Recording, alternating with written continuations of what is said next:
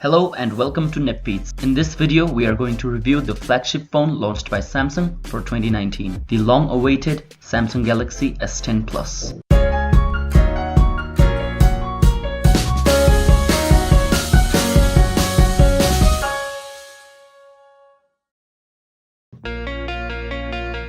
So this is the packaging, the box that the phone comes in. As we can see, the packaging looks pretty similar to the earlier installments of the S series. So without taking much time, let's get straight to the unboxing.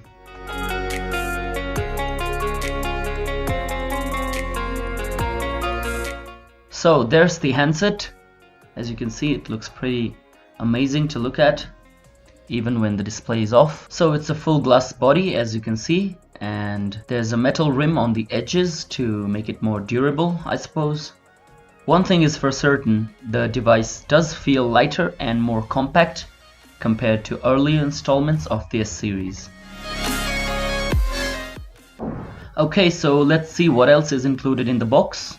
There's the fast charging power brick by Samsung, an OTG adapter,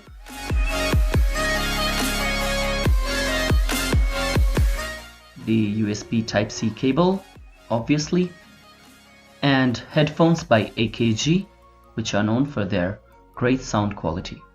Let's see what else is included in the box. I don't see the packet that contains the warranty cards and stuff.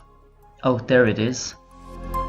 So that's the only change so far that I've noticed in the packaging. The documentation packet is included on the top half of the box, which also contains a SIM card removal tool.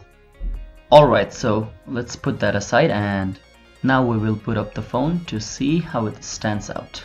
Alright, so now we are booting up the phone and we can see that it's not that fast in booting because it's taking almost the same amount of time as the earlier versions of the S series, the S9 and S8.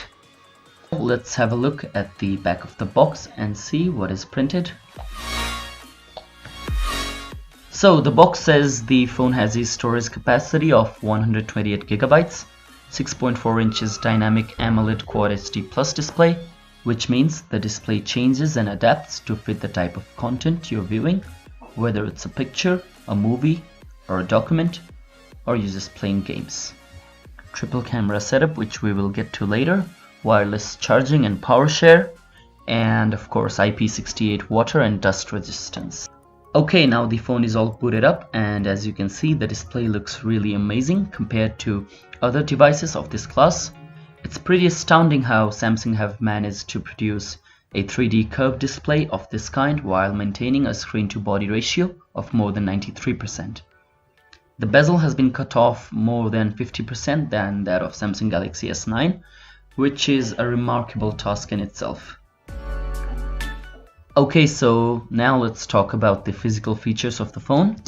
And first of all, we will discuss the notch. It is pretty significant in the top right corner, which includes two cameras. At the back there is a triple camera setup, a heartbeat monitor and a flash.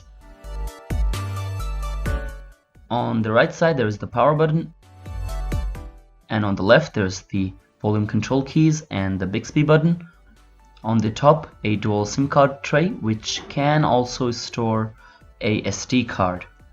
On the bottom there is a headphone jack, of course, a USB Type-C port and a speaker.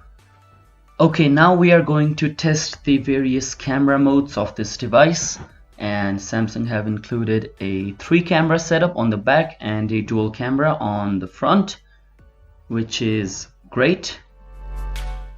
They have also mentioned that the cameras now include dual pixel autofocus, which will provide you with smoother autofocusing while shooting videos or taking pictures. The live focus mode now includes various functions like blurring the background, making it spiral, and my favorite mode, which turns your background into monochromatic mode while keeping the subject colorful. We will test the cameras later, and looking at the specs and settings, we can see that it does suit 4K at 60 FPS. Hopefully it's better than S9 and S8. And one more fun thing to look at while switching to the front camera is that the notch lights up, which isn't a big deal, but still it's aesthetically pleasing to those who like it. So the Samsung Galaxy S10 also shoots RAW files. So if you are an aspiring photographer who likes to keep details of the images intact and later process them in your computer, this is the phone you want to have before buying your first DSLR. And as you might have already noticed, we can't see a fingerprint scanner anywhere on the device because the actual fingerprint reader is included under the display, which scans your fingers using ultrasonic waves. As you can see, the response is pretty fast and it feels great to not have a visible fingerprint scanner on your phone. The software that runs this amazing device is Android 9, of course. The battery capacity is 4100 mAh, which is amazing for a phone of this size. This phone comes in various flavors and specification combinations, but the one we have includes a 128 GB of internal storage and 8 GB of RAM. There is also a reverse wireless charging module included on the back of the phone, which can be used to charge other devices and transfer data to them without the help of cables. This phone is 7.8mm slim and weighs just 175 grams.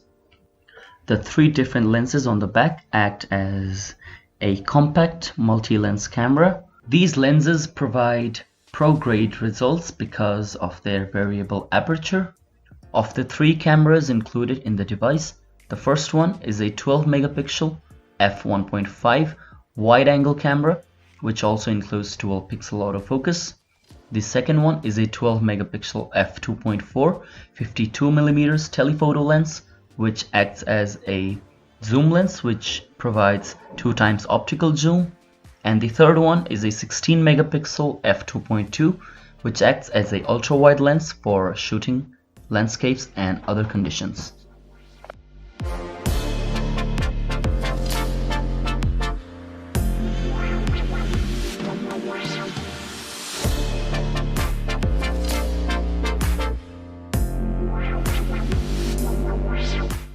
Right now, the Samsung Galaxy S10 Plus 128GB version is priced at 1,24,000 rupees, and the 512GB version is priced at 1,55,000 rupees. The standard S10 is priced at 1,10,000, and the lighter S10e is priced at 94,000 rupees only. So that's the end of the video. Please hit the like button if you thought that our review was good and worthwhile. Don't forget to share it with your friends, and please subscribe to our channel for more reviews of mobile phones, cameras and laptops. Stay tuned to NetFeeds.